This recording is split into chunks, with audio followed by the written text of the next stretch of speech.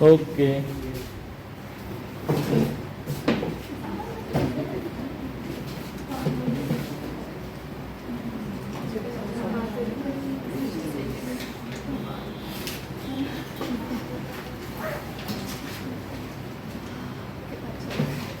हो सकता है सुप्रिया ज्वाइन करे।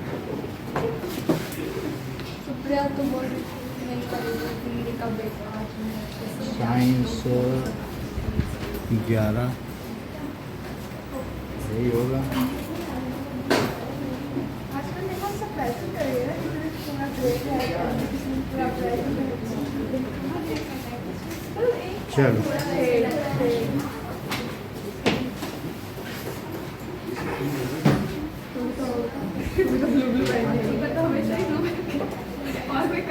Acid, bases and salts. How is the concentration of H3O plus ion affected when a solution of acid is diluted? So concentration of solution. So concentration of H3O plus ion. इसका value होगा that is number of moles of H3O plus ions. जिसकी concentration पूछी जाए उसके number of mole ऊपर लिखो और upon volume of solution in litre. यानी एक जनरल फार्मूला है दैट इज कंसंट्रेशन ऑफ कोई भी चीज हो सकती है। तो उसके अगर मान लो सॉल्यूट का ही कंसंट्रेशन है, so number of moles of solute. आगे इस चीज को आप काफी ज्यादा पढ़ने वाले हैं। और volume of solution in litre, यानी एक लीटर में जितने मोल कोई चीज होती है वही कंसंट्रेशन कहलाती है। यानी मोल पर लीटर इसका यूनिट है। क्या यूनिट है बताओ? एक लीटर में कितने मोल है। और हमने कल तुमको बता दिया था एक मोल में कितनी संख्या होती है। जितनी हो तो एक मोल बोला जाए, और बाकी जितनी भी हो। समझ आ गई बात कि नहीं? जो चीज एटॉमिक मास है उसी को ग्राम में व्यक्त कर दो तो वो मोलर मास कहलाता है। तो हम यहाँ देख रहे हैं if the solution is diluted then volume of solution increases, hence the concentration of H3O ion decreases. तो यूनिट है मोल पर लीटर कंसंट्रेशन की। तो क्या लिखे? इफ सॉल्यूशन को क्या किया जाए? डाइल्यूट किया जाए। Is diluted then volume of solution. और वॉल्यूम बढ़ेगा तो क्या होगा? Increases, hence concentration of H3O plus, hydronium ion कहते हैं इसको, increases. Second, what effect does the concentration of H plus ion have on acidic nature of solution? If concentration of H plus ion, जो H plus ion की concentration greater than OH ion concentration से हो, solution is acidic. Solution कैसा होगा? और if H plus ion की concentration OH ion के equal हो जाए, हाइड्रोक्साइड आयन के, then solution is neutral. If H plus ion की कंसंट्रेशन कम हो जाए और OH की ज़्यादा हो जाए तो सॉल्यूशन इज बेसिक। कभी कभी लोग इसको इस तरीके से लिखना पसंद नहीं करते और लिख देते हैं कि concentration of H plus ion if it is greater than 10 to the power -7 मोल पर लीटर, सॉल्यूशन इज एसिडिक। अब हम आपके it is at your description कि आप क्या लिखना चाहें। और if H plus ion concentration is equal to 10 to the power -7 mole per liter, then solution is neutral. If H plus ion, क्योंकि आप लोगों को आयनिक प्रोडक्ट तो पता है, उसे ब्रैकेट लगाना कंपलसरी होता है ना? यही तो कंसंट्रेशन है, इसका मतलब ही है कि concentration. So solution is basic. अब देखो What is the common name and chemical name? तो कैल्शियम ऑक्सीक्लोराइड, ऑक्सीक्लोराइड और दूसरा नाम है ब्लीचिंग पाउडर, तो ऑक्सी में वाई है, ऑक्सीक्लोराइड। ये तो इसका केमिकल नेम है और कॉमन नेम है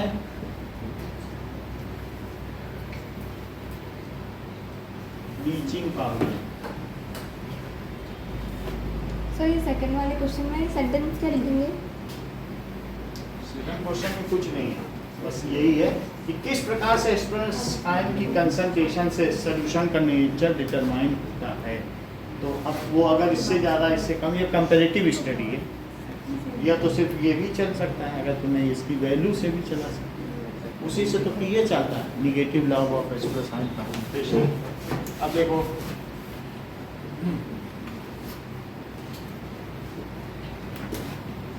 fourth,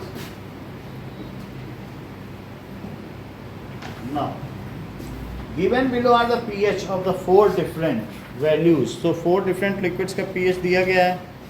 now which could be lemon juice, lemon juice नहीं है बताओ, 2 distilled water, 7 1m hydroxide solution, ahana, tomato juice,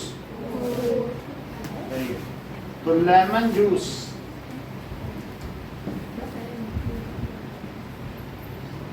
pH 2, second is distilled water, जो स्टीम को कूल करके बनाया गया उसे डिस्टिल्ड वाटर कहते हैं। कुकर से स्टीम निकली उसको कूल कर दो, तो 7 है। Third is 1m hydroxide solution, 1m NaOH, तो इसको 14, और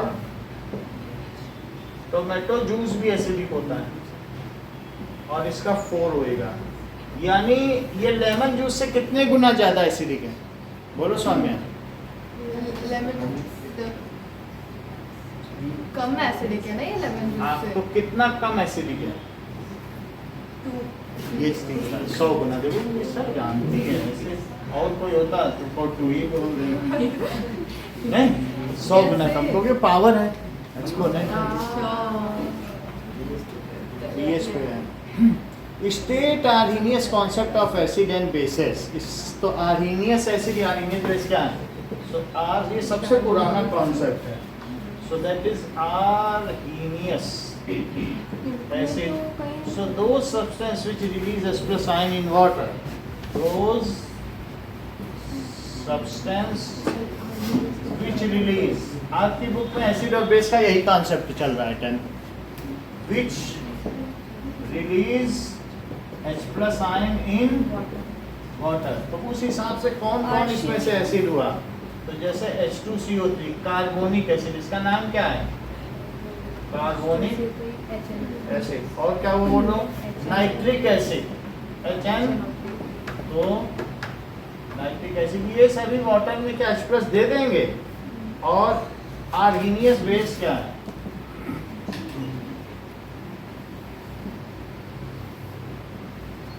those substance which release OH ion in water, so that is NH4OH, ammonium hydroxide, और क्या होगा? NaOH। 6th, under what soil condition a farmer would treat the soil with this if the pH value of soil is below 7 or acidic, then farmer should treat the soil. Plants के लिए neutral अच्छा रहता है, acidic और neutral या उसके 6 से 8 तक ठीक रहेगा, लेकिन आपको देखना पड़ेगा, जैसे कद्दू हो गया, भिंडी हो गया, तो उसमें pH 8 चाहिए, और गुलाब को 6 चाहिए। आपको लिस्ट देखनी पड़ेगी, घर में प्लांट लगा रहे हो तो देख लो कि क्या pH चाहिए। So then farmer should treat the soil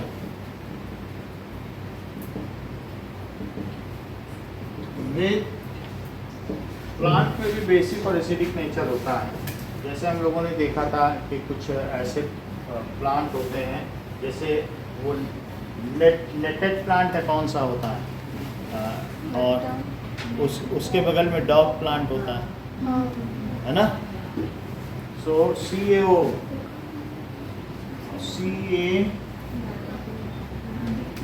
और CaCO।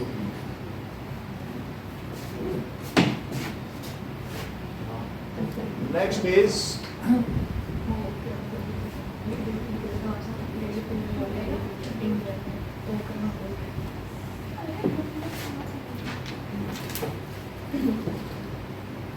give reason.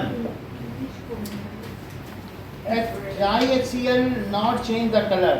TriHCl is in molecular form. And does not release, और क्या रिलीज नहीं करता, रिलीज H प्लस आयन, जब H प्लस आयन ही रिलीज नहीं होगा, H plus ion, so it does not change the color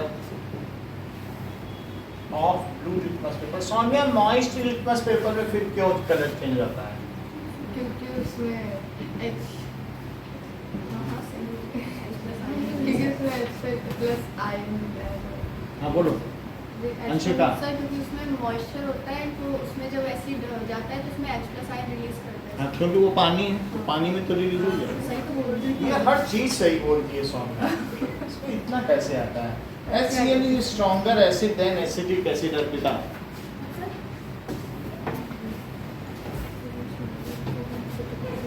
sir because HCl में H की concentration हाँ ज़्यादा है ज़्यादा। और ये H प्लस आयन रिलीज करता है बॉटल में, तो ये ज़्यादा एसिडिक है किसमें? बॉटल वाटर में। हाँ बोलो सृष्टि। HCl इसमें एक एनायन आने मतलब एक लाइक इसमें फ्लो नहीं पता नहीं क्या मुझे पता नहीं नेचुरल। हाँ बोलो साक्षी। ये आयन है अवनी। तो H plus HCl is 100% ionizable। ठीक है, so it releases more H plus ion in water, जबकि एसिटिक एसिड 1 लाख में 1 करता है, while acetic acid CH3 COOH is weak electrolyte। ये क्या है? weak electrolyte, that is weakly ionizable। so it release very less भी लिख सकते हो, less नहीं, हमने बताया 1 लाख में, very less H plus ion in water, इतना कम करता है कि हम चाउमीन में डाल के खाते हैं। So HCl is more acidic.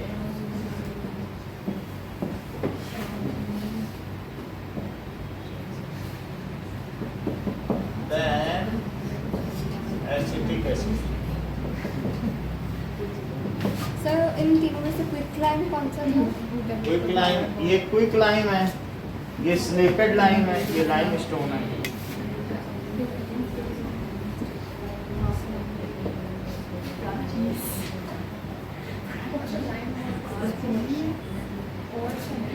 Slitted lime, जब लाइम ढीला हो जाता है तो उसके ऊपर मिल्क ऑफ लाइम, नीचे मिल्क ऑफ लाइम, ऊपर लाइम वाटर, दोनों का एक फार्मूला।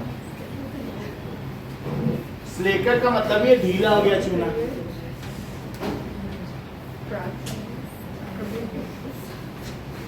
क्विक लाइम को एक्टिव लाइम भी बोलते हैं।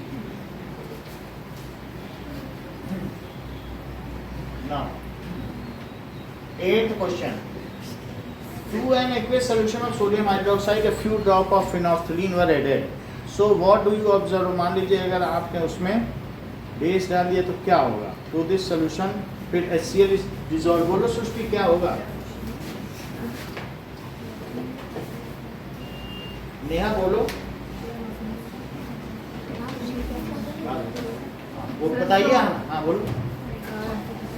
Aqueous solution of sodium hydroxide है तो हाइड्रोक्साइड OH आयंस रिलीज होंगे और HCl डालेंगे तो हाँ बोलो साक्षी। सोडियम हाइड्रोक्साइड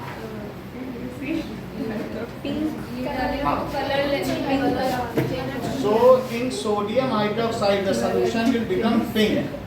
ठीक है? So HCl डालने पे कलरलेस जाएगा। On adding, तो हमने क्या किया बताओ?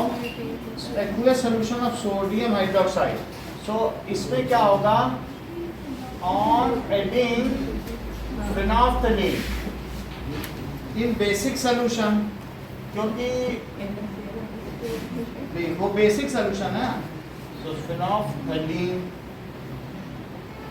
in basic solution of sodium hydroxide of, बात नहीं करो, सोडियम हाइड्रोक्साइड। हाँ सेंटेंस पूरा करो सौम्या। सोडियम हाइड्रो बात नहीं कर रही हो, बता रहे हैं। तो phenolphthalein कलरलेस होता है, कलरलेस, और लेकिन जब मैं इसमें डालूंगा इट कन्वर्ट्स इनटू पिंक। अच्छा आप बताइए कि इसमें if HCl is added to solution तो बोलो क्या होगा? If HCl is added to solution then acid base neutralization will occur, क्योंकि पहले बेस था और अब एसिड डाल दिया। Acid base neutralisation will occur।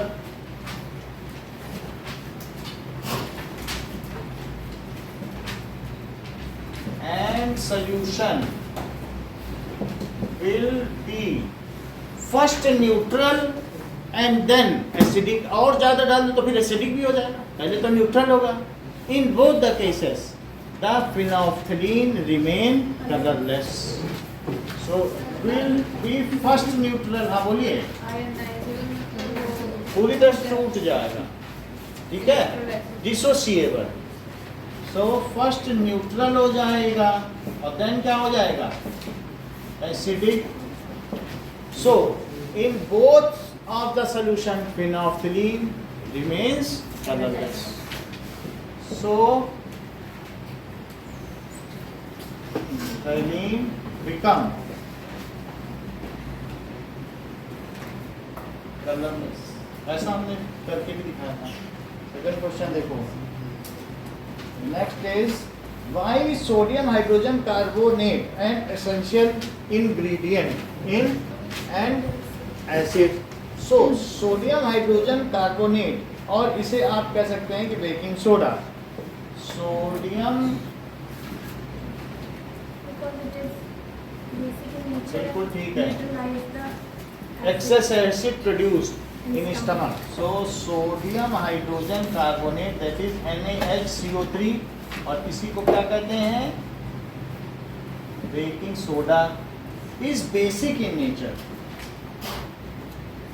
basic in nature। It neutralizes excess acid produced in stomach। It neutralizes excess acid produced in stomach।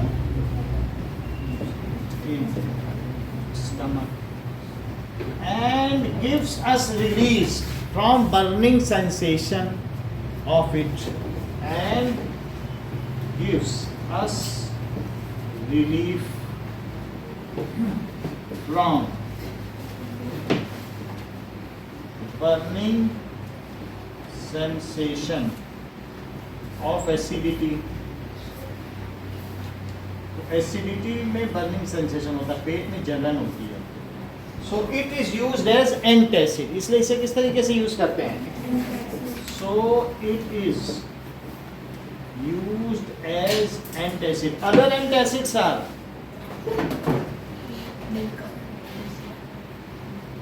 बोलो. हाँ, and acids are milk of. वैसे अगर इनो कह दिया जाए Digene, so in this baking soda is the generic component, मतलब ये essential component. So other जैसे मिल्क ऑफ मैग्नीशिया है, मिल्क ऑफ मैग्नीशिया में तो ये नहीं होगा, वो खुद ही अपने आप में एक एंटासिड है. इनो, ठीक है. और क्या है? डाइजीन. लेकिन तुम्हें जान लेना चाहिए कि इन दोनों में ये है. तो मैं अब वो मैंने लिख दिया, इसलिए लिख नहीं रहा हूँ कि उसमें NaCl की.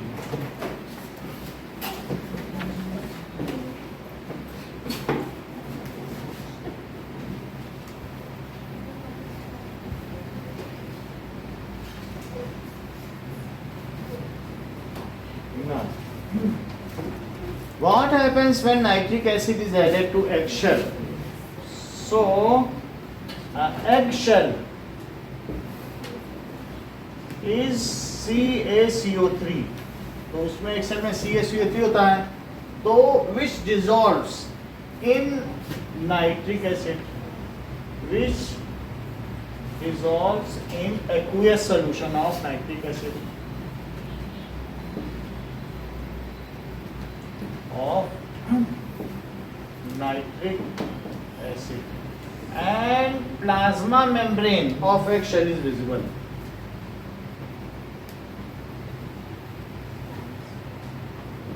Of eggshell, eggshell की plasma membrane दिखने लगेगी ना, वैसे ऐसे दबने लगेगा अंदर, नहीं जब खुल जाएगा. Is visible. विनेगर में डालने पे भी वो कैसे बुलबुले उठते हैं. तो मेरा कहने का मतलब है CaCO3 है और HNO3 डाल दिया, तो नीचे उसमें एक सोल्यूशन बन जाएगा, कैल्शियम नाइट्रेट बन जाएगा, और साथ में H2O, और क्या बन जाएगा? और CO2 gas will be evolve. इस प्रोसेस में क्या होगी? ये सारी चीजें बनेंगी.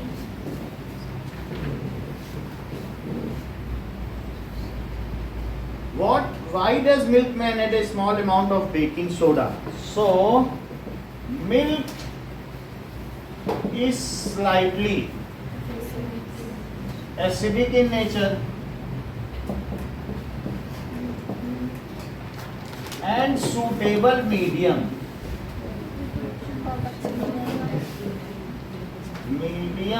for lactobacillus bacteria to reproduce. For lacto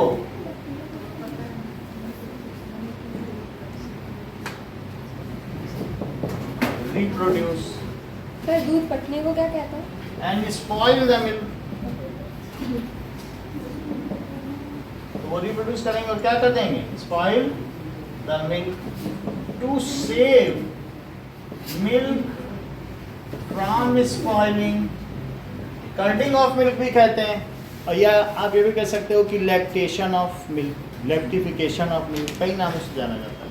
क्योंकि दही में बन गया ना लैक्टिक एसिड. दही का क्या नाम है?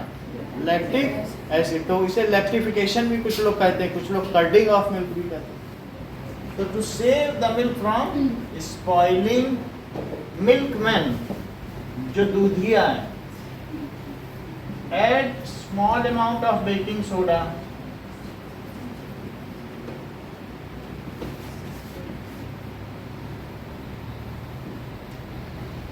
जो कि बेसिक होता है, एंड शिफ्ट्स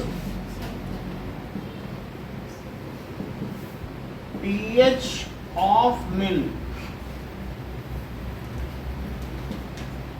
ठीक है, more than 7.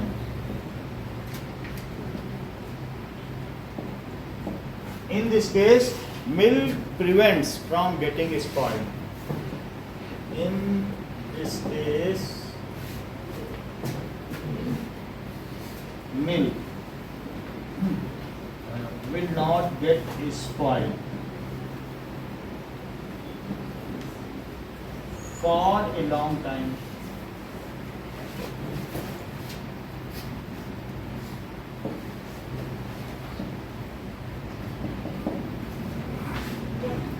कभी कभी एक एक दिन तक ना उबालो तब भी नहीं होता, कुछ झाग भी आती है, मक्खन ही मक्खन, कड़वा मक्खन। वास्तव में वो साबुन होता है ना, क्योंकि सारे बेस शोभित हैं। वाई एसिड और sour substance should not be kept in brass and copper vessels.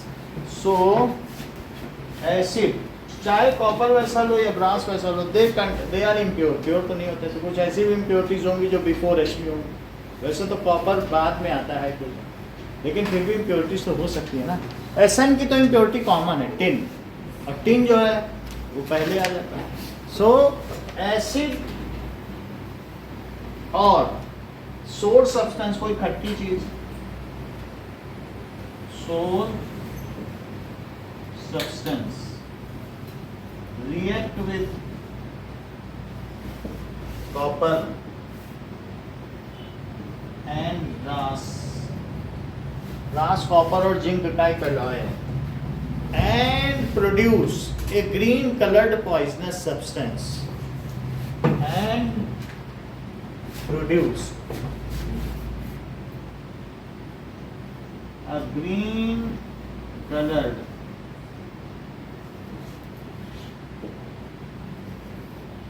poisonous substance due to single displacement reaction.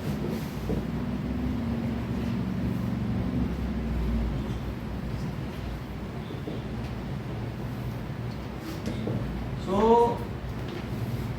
which is unfit for it and also the vessel get spoiled. दोनों ही चीजें हो सकती हैं, तो इसलिए it is not suggested to keep pickles, अचार हो या दही हो, तो उसको उसमें नहीं रखना चाहिए।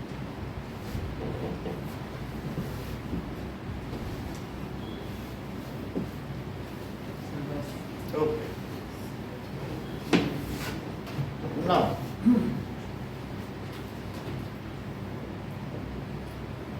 aqueous solution of HCl shows acidic character, whereas the aqueous solution of glucose does not. So HCl ये ionise in water to release H plus ion, hence shows acidic character in water. aqueous solution बोला है ना question में, acidic character in water. aqueous solution का मतलब है जलीय विलयन, जल में उनका बनाया गया विलयन। Whereas glucose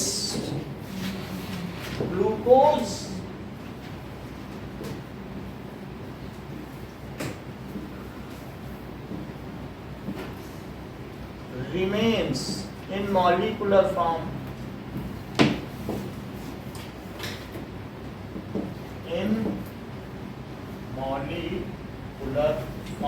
in water, as it is not an electrolyte. Electrolyte वे होते हैं जो टूट जाते हैं, as ions में टूट जाते हैं. It is not an electrolyte, as it does not release H plus ion. जबकि इसमें H की उपस्थिति है, C6H12O6, H के होने से H नहीं रिलीज हो जाता. H does not release H plus ion, so it is not acidic in nature.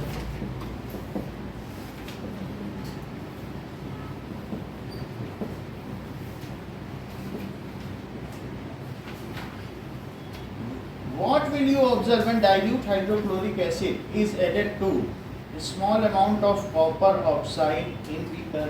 तो अगर हम कॉपर ऑक्साइड है, दैट इज CuO, और उसमें HCl डाल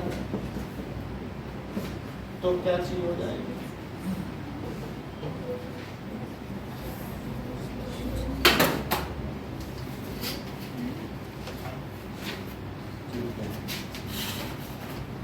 ज्यादा कुछ तो नहीं होगा, थोड़ा बहुत जो H2 यहाँ पर क्या होगा, CuCl2 बन जाएगा. CuCl2 ग्रीन कलर का होगा, तो दैट इज ग्रीन. ये चीज रिएक्शन हो. सो copper oxide dissolves in dilute hydrochloric acid to give green color copper chloride. Copper oxide है डिसॉल्व। तो कॉपर ये जो ऑक्सीजन इसको रिप्लेस कर देगा और क्या करेगा बताओ, कहेगा कि ये अच्छा डोनर है, हम इससे लेंगे, हम इसके पास नहीं लेंगे, ये अच्छा नहीं है, ये this is inert in nature. Copper तो धीमा है ना, तो कहेगा हम अच्छे वाले से लेंगे, अच्छे डोनर से। तो ऑक्सीजन इसको बोलेगा तुम जाओ, हम रह देंगे इसे, तुम इसके संग आओ, क्योंकि ऑक्सीजन एक अच्छा टेकर है और इन दोनों में देखा जाए तो ये अच्छा डोनेटर है, तो इनमें इसके साथ। So oxide dissolve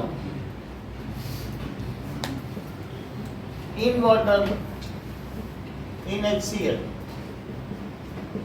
to give green colored, sir थोड़ा सा टेम्परेचर बढ़ा दीजिए। ठीक है, green colored copper chloride।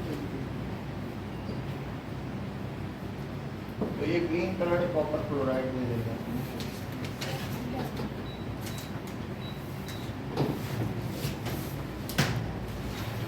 Next is, अच्छा अर्पिता, ये CuO किस कलर का होता है? Reddish brown. बिल्कुल ठीक, जैसा इन्होंने बताया फर्स्ट चैप्टर में ही लिखा है कि कॉपर ऑक्साइड ग्रीन, जैसे कॉपर के बर्तन में नीचे जब हम जलाते हैं तो काला पड़ जाता है। पहले चैप्टर की एक्सरसाइज का क्वेश्चन है कि नहीं, तो क्यों ये काला पड़ जाता है? तो उसका आंसर है कि it is due to formation of copper oxide. ये फर्स्ट चैप्टर में जाओगे तो पता चलेगा। Cu+O2, ये 3 नंबर का क्वेश्चन बहुत बार पूछा गया है फर्स्ट चैप्टर के एक्सरसाइज। तो ब्लैक कलर कंपाउंड है, क्यूप्रिक ऑक्साइड। क्यूप्रिक ऑक्साइड ही तो है। क्यूप्रस होता है Cu+ और क्यूप्रिक होता है Cu2+। तो ये 2+ है ना, तो फिर तो क्यूप्रिक नहीं हुआ। और मान लो Cu2 होता तो Q+ नहीं होता, तो उसका ये नहीं बनता, ये बनता। ये 11th में आप पढ़ोगे 1-2 केसेज हैं इसके, बस पढ़ाया तो 9th से जाता है कि आगे चल के शौक में लग जाए आपको कि हम तो 2+ पढ़ रहे हैं या 1 कहाँ से आ गया। तो उस झटके से बचाने के लिए आपको 9th से ही तैयार किया गया है। अब आगे देखें,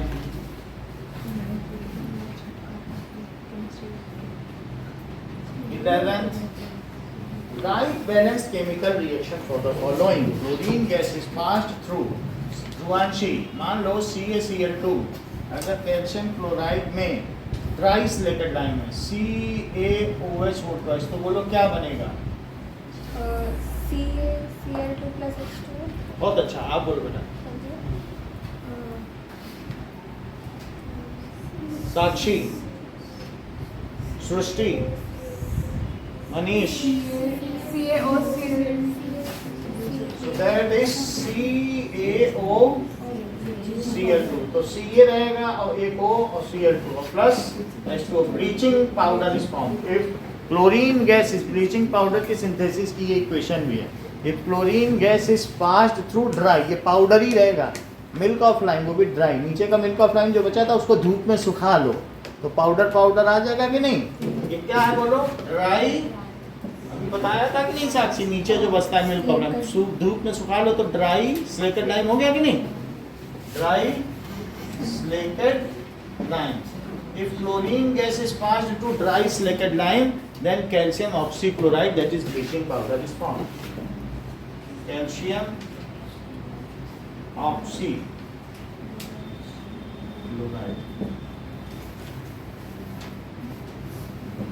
ब्लीचिंग, सिर्फ उसी में पास कर दो एक पाइप से बन जाएगा ब्लीचिंग। इसको स्मेल करके भी आपको आगे देखिए। Bleaching powder is kept open in air तो क्या होगा? अगर मान लो CaOCl2 सृष्टि इसे खोल कर रख दिया हवा में तो क्या होगा? ऑक्सीजन CaCl2+O2 बन जाएगा and it loses it's decolourising property, ये अपने विरंजक का गुण खो देगा। एक रंगरेज होता है जो चूनर को रंगता है और विरंजक जो रंग को उड़ा दे। So now it will not no more act as decolourising agent, क्योंकि इसका काम ही है कि लिनेन के दाग धब्बों को छुड़ाना, और जब इसमें से वही ऑक्सीजन ही तो ये काम कर रहा था, अब ऑक्सीजन हट चुका है, so it will lose its decolourising property. Oxygen कहाँ रहा इसमें? है? ये इतना रिएक्टिव है कि इसको थोड़ी देर के लिए भी खोल दिया जाए, इवन आप बस डालोगे कपड़े का कलर उड़ जाएगा। ये फ्रैक्शन ऑफ सेकंड में 10⁻⁸ सेकंड के भीतर ही काम कर देता है। आपने 2 मिनट के लिए जाकर डिब्बी तुरंत बंद करनी, मम्मी खड़ी रहेंगी जब तुम ब्लीचिंग पाउडर खोलती हो, क्योंकि वो जानती है कि ये लड़की 20 रुपए का मेरा ब्लीचिंग पाउडर बेकार कर दे, तो वो डांटेगी। कई बार तुम्हें डांट पड़ चुकी है, तो क्यों डांट पड़ी है? तो उन्होंने बोला कि तुमने जल्दी तो नहीं बनते या ढक्कन है बात की नहीं। तो if it is kept open या if its cap is loose तो क्या होगा बोलो? देन द ऑक्सी, ये नेसेंट ऑक्सीजन है, ये निकल जाएगा and it will lose its decolourising property और कैल्शियम क्लोराइड बन जाएगा। क्या बन जाएगा? जहाँ ये बात, ठीक है। सो इट ब्लीचिंग पाउडर किस में कन्वर्ट हो जाएगा? हाँ सौम्य सेंटेंस पूरा करो। Bleaching powder will get converted. हर चीज ये जानती है। गेट कन्वर्टेड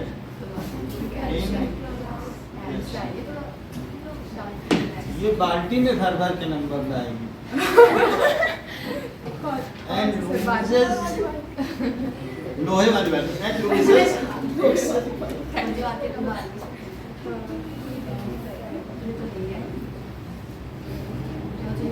और मम्मी के ऊपर उड़ेल देगी और उड़ेलेगी, लो आधा नंबर और लो।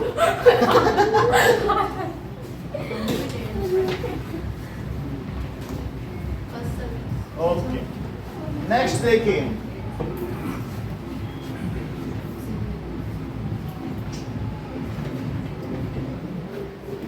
now sodium bicarbonate reacts with dilute hydrochloric acid. Now NaHCO3 अगर HCl से अभिषेक रिएक्शन करे तो क्या हो?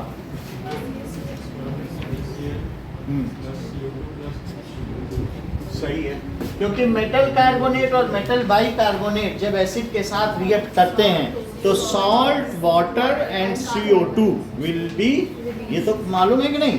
तो ये मेटल बाइकार्बोनेट है और ये एसिड, तो क्या क्या प्रोड्यूस करेंगे? NaCl H2O और प्लस, तो यहाँ 2 लगा दीजिए, बाकी सब कुछ। और देखो H के लिए हम कुछ करें, 2H यहाँ 2 हो जाएगा, और 2C भी है तो हमें भी यहाँ 2 लगा देना चाहिए। 4 हो, 4 2 6 हो है, 6 सभी पूरा बैलेंस है। So when acid reacts with metal bicarbonate, electricity is passed through brine solution. ध्रुवांशी, मान लीजिए अगर इलेक्ट्रिसिटी पास की जाए ब्राइन सोल्यूशन से तो क्या बनेगा?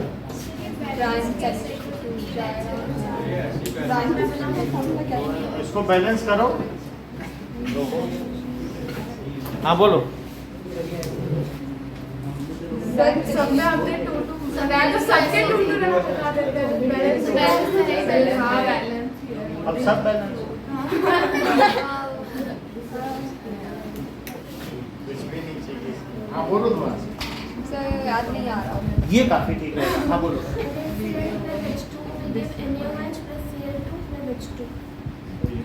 ये हम लोग इसका नाम बताओ प्रोसेस का। वो ये मेरा कौन सा कुछ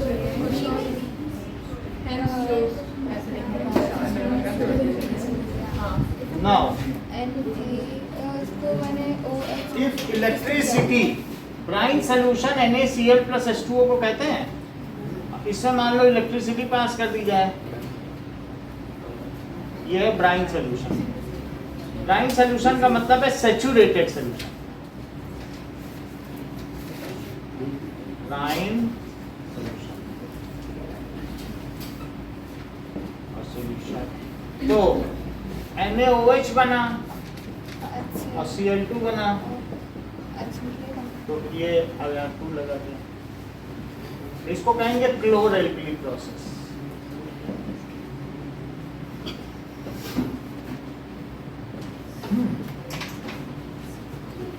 formation of baking soda from sodium chloride. Abhishek, sodium chloride दिया है, जरा मुझे बताओ कैसे हम इससे बेकिंग सोडा बना दें।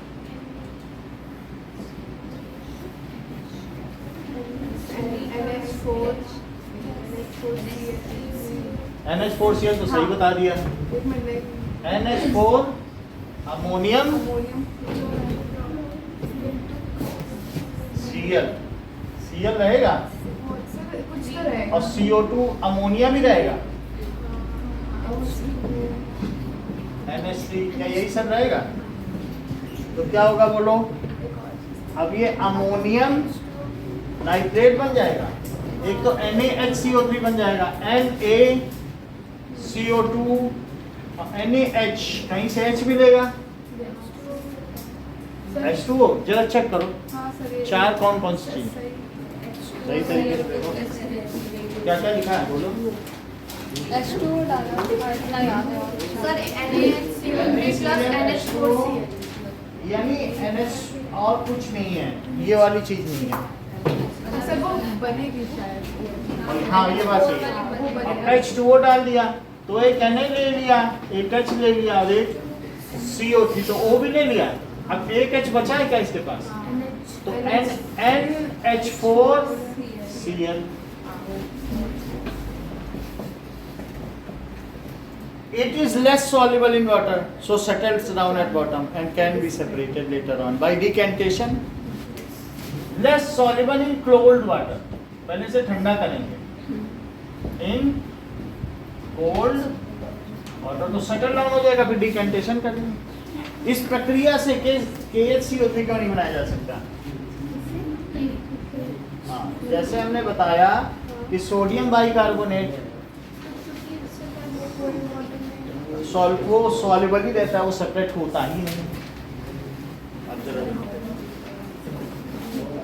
हीट भी की गई है क्या? हीट की गई है, देखो साक्षी पढ़ो लिखा होगा, क्या लिखा है कुछ?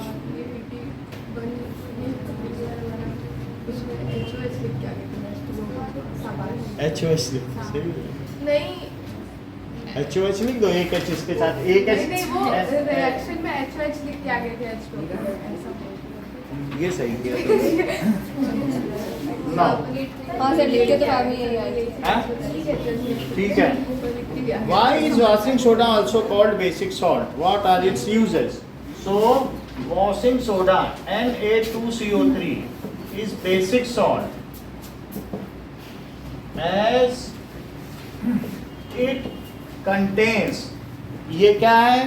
It is made by neutralizing, जैसे strong base and weak acid।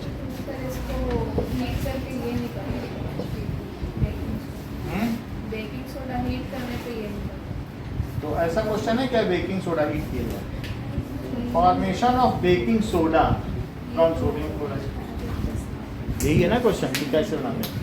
अब ये देखो क्या कह रही हो हीट करने में? मतलब वो जो ये बेकिंग सोडा हीट करने पे अच्छा अब देखो it is basic salt as it is made by, Manish हाँ रिपीट करो, कंप्लीट करो। अभी मैंने बोला मेड बाय, बता ही नहीं रहे तो कुछ भी नहीं बताना है, आस पास का भी नहीं बता रहे। हाँ बोलो। सो हाँ, बोल। बेकिंग सोडा उसमें डालते स्ट्रॉन्ग नहीं metal and weak non strong, ऐसे हाँ बोलो। इलेक्ट्रोलाइट क्या होता है? It is made by neutralising strong base and weak acid, so it is basic salt. जो स्ट्रॉन्ग बेस हमने सॉल्ट के भी तो तरीके बताए थे, तो चूंकि Na क्या है? NaOH से बना है और ये किससे बना है? H2CO3। तो स्ट्रॉन्ग बेस और वीक साइड से जो चीजें बनी होती हैं क्या वे बेसिक नहीं होती? और स्ट्रॉन्ग एसिड और वीक बेस होता जैसे NH4Cl, तो अलग अलग तरीके से है। तो NH4Cl में क्या हो जाता बताओ? तो ये NH4OH से बनता और ये किससे बनता? HCl। तो ये कैसा सॉल्ट होता? ये एसिडिक क्योंकि ये वीक बेस और स्ट्रॉन्ग है। और मान लीजिए CH3 COONA, अभिषेक ये कैसा सॉल्ट होता है?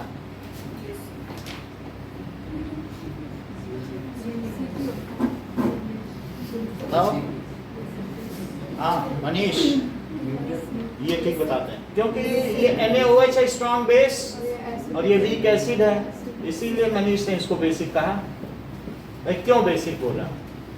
क्योंकि NaOH बहुत ज्यादा खतरनाक है।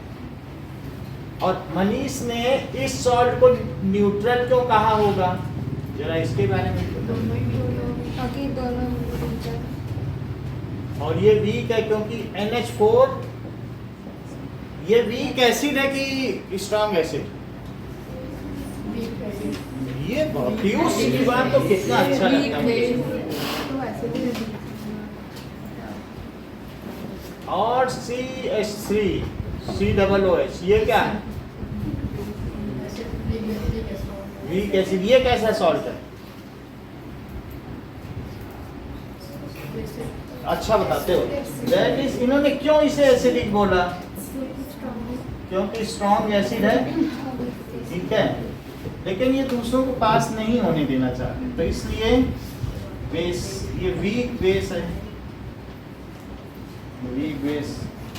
इस तरीके से ये कैसा सॉल्ट हुआ, क्या बताया था? भूल गए हम, तो बता दो जरा। Acidic salt. अच्छा, इसको क्या बताया हम? बेसिक। ये बेसिक सॉल्ट हो गया, तो देखो इसमें बेसिक सॉल्ट। क्यों? क्योंकि ये कैसा बेस है? Strong base. यहाँ दोनों ही वीक हैं, तो नेहा ये कैसा है? ये मुझे पता नहीं चल रहा है। हाँ? अच्छी बात। क्या हो रहा है? तो ये न्यूट्रल सॉल्ट।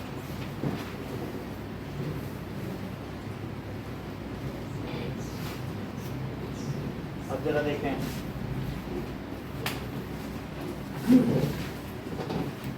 NaCl अग्नि कैसा सॉल्ट होगा? न्यूट्रल सॉल्ट होगा। चलिए, so what are its uses? Washing soda के क्या क्या यूज हो सकते हैं? तो क्या ग्लास इंडस्ट्री में इसका यूज है, और सोप इंडस्ट्री में यूज है, और ग्लास, सोप और पेपर, और बोरेक्स भी हमने बताया था बनाने के लिए, सुहागा। तो यूजेस, हाँ ये भी अच्छा बताया है। Removing permanent hardness of water. Hard water होगा तो झाग नहीं देगा, हार्डनेस कपड़ों को क्लीन भी नहीं करेगा, हार्डनेस ऑफ वाटर। और making of that is borax, ठीक है। Na2B4O7, हमें उससे ज्यादा लेना देना नहीं है, सुहागा। जिससे कि ये पॉटरी इंडस्ट्री है ना, तो बोरेक्स में गीला कर दो कोई भी चीज, मिट्टी को, तो चीनी मिट्टी के सब बर्तन बन जाते हैं। चीनी मिट्टी वो हमने आपको नहीं दिखाया था कि वो चाइना क्ले, उस तरह। क्योंकि चाइना की जितनी भी नदियां हैं उसमें बोरेक्स एबंडेंस में पाया जाता है, तो वो लोग उसी मिट्टी में, झील में जो पानी नहीं होता मड, उसमें खूब बोरेक्स है, उसी से सब बर्तन बना रहे हैं, पैसा कमा। अच्छा, अब तीसरी चीज क्या हुई बताइए? That is it is used in paper industry, glass industry and soap industry.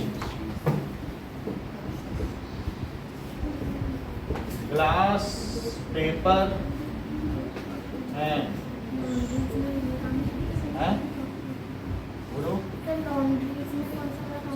Laundries में ये यही है, हाँ यही है। Washing soda use in laundries for washing linen, चादरों को धोने। बहुत ये हार्ड एल्कली है, सॉफ्ट कपड़ों को खराब कर देगा, सो यूज इन लॉन्ड्रीज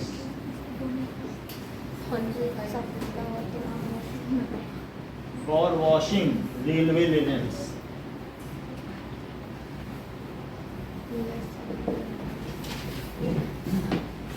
और भी कुछ कितनी चीजें हैं भी देखिए।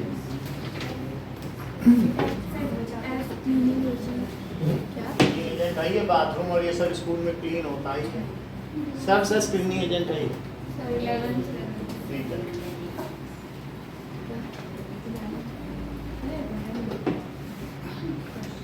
ओके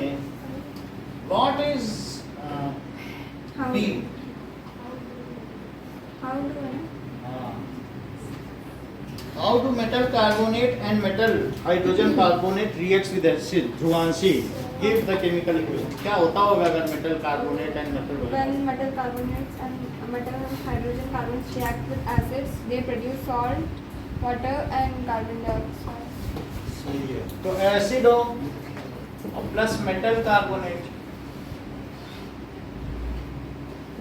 यानी सॉल्ट H2O प्लस CO2 और एसिड प्लस मेटल बाइकार्बोनेट. तो सॉल्ट, वाटर, जैसे HCl और Na2CO3 और HCl और NaHCO3. तो इससे NaCl बन जाएगा और H2O, और इससे NaCl H2O.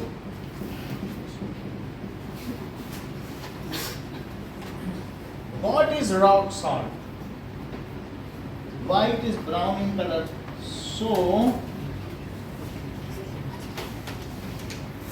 rock salt ये सोडियम क्लोराइड का मिनरल फॉर्म है, क्रिस्टलाइन फॉर्म.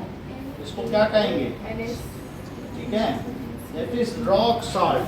तो क्रिस्टलाइन इन नेचर, जमीन में हो और क्रिस्टलाइन हो जाए तो उसे क्या कहेंगे? मान लीजिए आपने जो लिस्ट बनवाई थी मतलब इस टाइप के कुछ हो और क्रिस्टलाइन हो जाए. और फिर ये क्यों इस तरीके का कलर है? That is due to impurities. Water of crystallisation हो. वाटर ऑफ NaCl को क्या चाहिए? NaCl को चाहिए. मतलब नॉर्मल उसमें मैग्नीशियम सल्फेट और दूसरी इम्प्योरिटीज की वजह से इसका कलर ब्राउन है. फिर साफ किया जाएगा, लीचिंग प्रोसेस है. ऊपर से हल्की हल्की पानी की फुहारें डाली जाएंगी, नीचे से इम्प्योरिटीज लीच आउट, बिल्कुल अच्छा क्रिस्टल बनेगा. लीच जैसे खून चूसती है ना, तो पानी डालने पे क्रिस्टलाइजेशन होगा, बाकी चीज सॉल्युबल होकर अलग होगी. तो क्या लिख सकते हैं? Rock salt is mineral form of sodium chloride. Mineral form जब माइनिंग करेंगे तब रॉक सॉल्ट, जब माइनिंग करेंगे ना, खनन करेंगे. So rock salt is mineral form of NaCl, जिसको हम जमीन से निकालते हैं. So it when seas of bygone ages या remote past have been dried up to form rock salt. Seas in remote past, बहुत पहले, remote past, मेडिटेरियन सी के पास ऐसे उसमें से 50,000 ट्रक डेली नमक निकलता है. So remote past have been dried up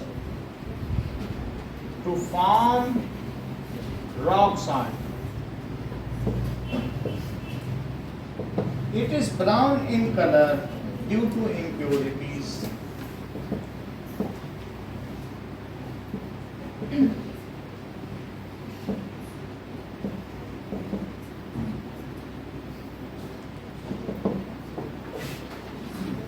Okay. Now 13th question.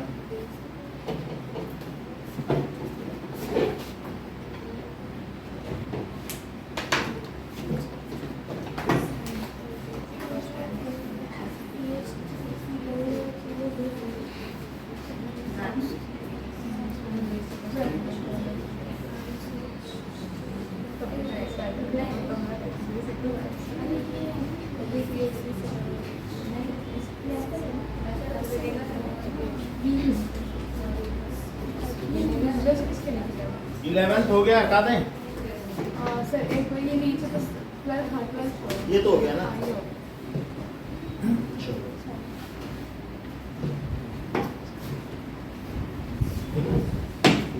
When a drop of liquid sample is put on pH paper, its color converts into blue. Which type of liquid sample is taken in experiment? Blue हो गया तो इससे क्या पता चलता है? तो basic हो गया ना. Drop of liquid sample.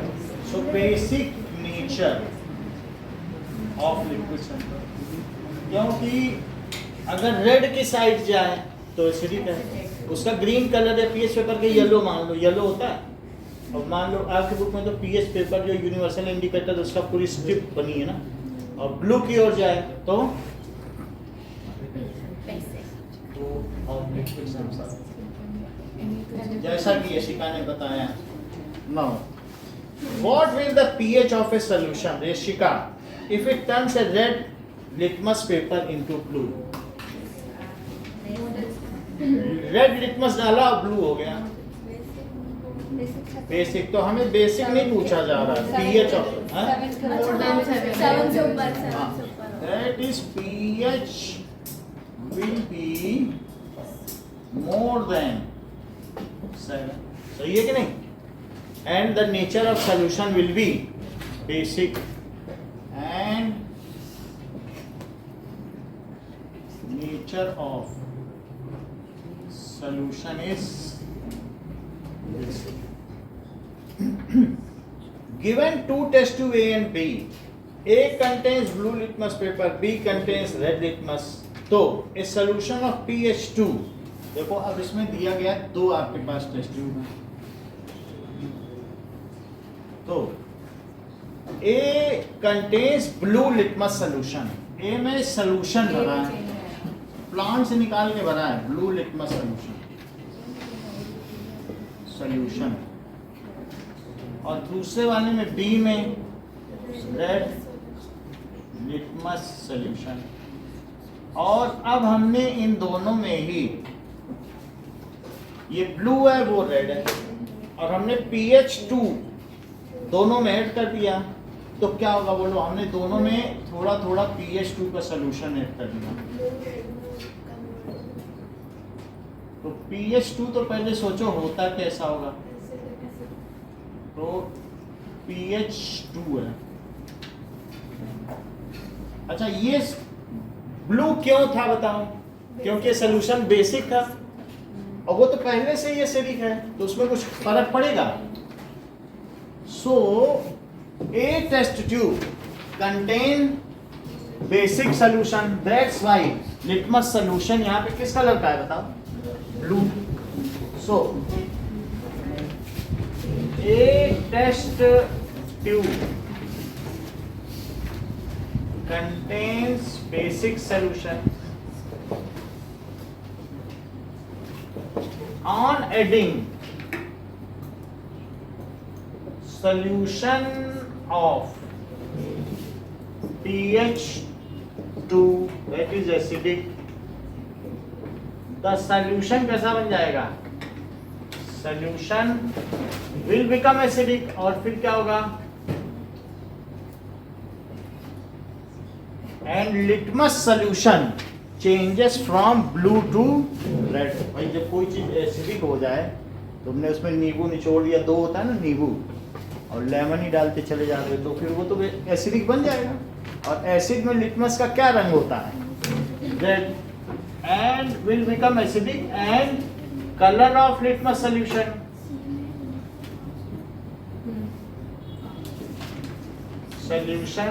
changes red. While in test tube B, it is already acid, so there is no change in color will be observed. ये तो रेड है ना, तो रेड में तो लिटमस, एसिडिक में तो रेड ही रहता है, और एसिड ही डाल दिए. रेड क्यों था? क्योंकि सॉल्यूशन एसिडिक होगा तभी तो रेड था, और तुमने और एसिड डाल दिया. वाइल सर वहाँ पे NaCl के बाद क्या लिखा है? कहाँ पे? NaCl के बाद सीज, मतलब बहुत पुरातन समय में समुद्र सब सूख गए. So while in test tube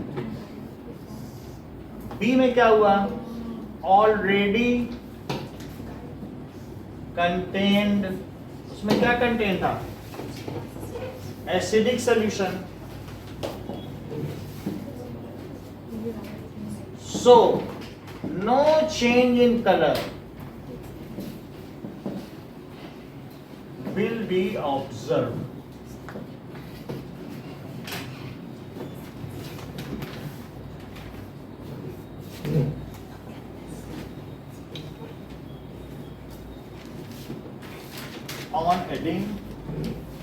On adding solution of pH.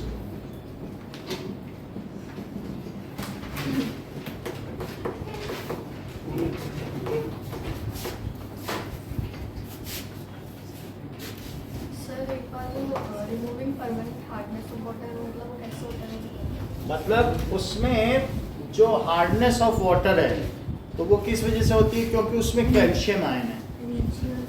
मतलब क्या चीज है? Calcium ion. और हमने इसमें क्या डाल दिया? Na2CO3।